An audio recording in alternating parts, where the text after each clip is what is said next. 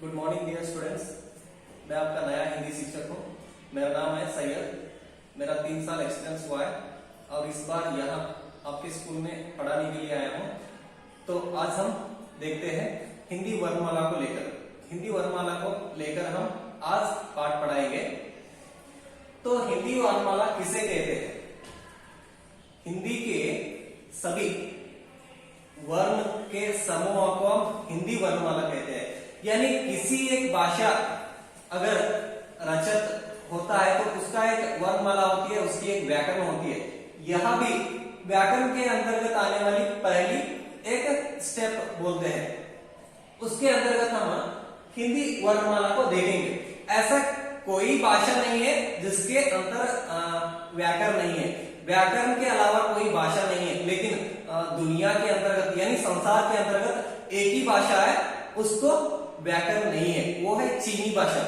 हम आज हिंदी भाषा के अंतर्गत थोड़ा सा हिंदी वर्णमाला के अंतर्गत थोड़ा सा जानकारी ले लेंगे। तो हिंदी वर्णमाला के अंतर्गत हम प्रमुख रूप से 2 भेद करते हैं। एक है स्वर और दूसरा है व्यंजन। एक है स्वर और दूसरी है व्यंजन। स्वर के अंतर्गत हम ह्रस्व स्वर करते हैं और दीर्घ स्वर करते हैं और प्लुत स्वर नामक 3 और भेद करते हैं। और व्यंजन भी इसके अंतर्गत आती है।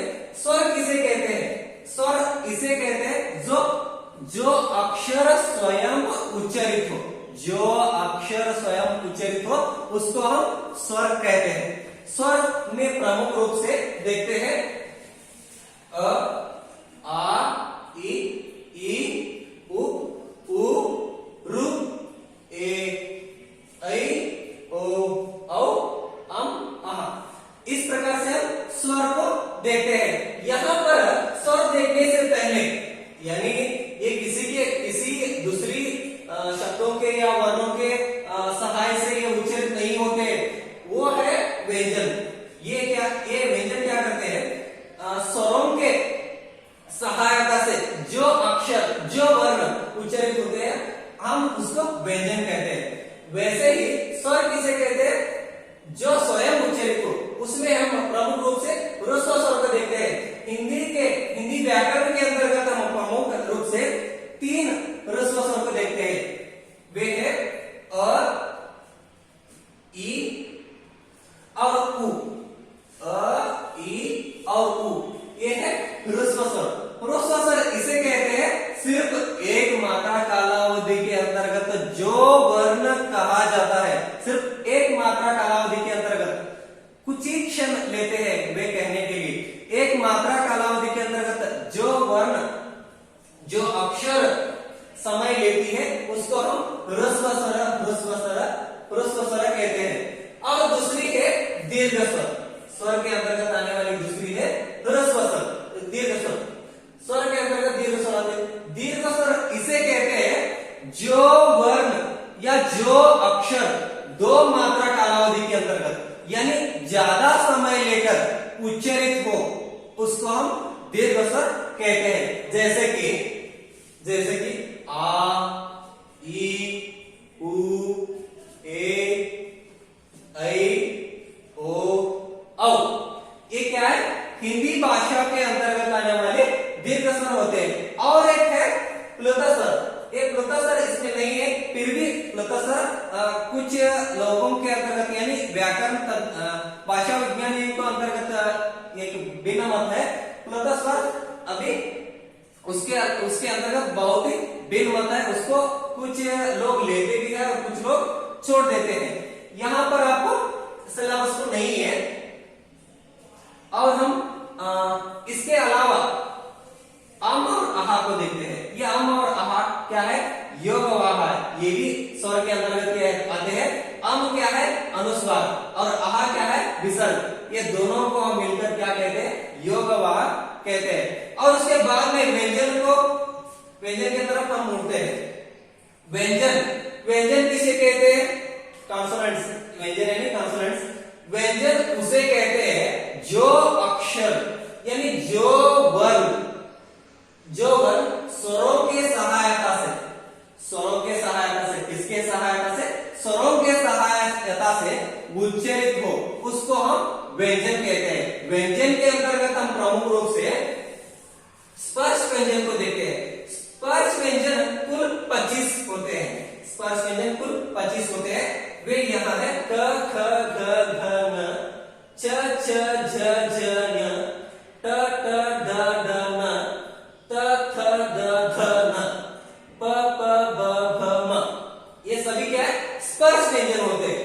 और इस सारे स्पर्श व्यंजन के अंतर्गत हम और भेद करते हैं।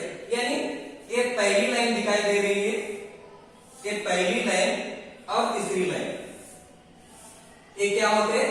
अल्प प्राण व्यंजन होते हैं। ये क्या होते हैं? अल्प प्राण व्यंजन बोलते हैं इसको।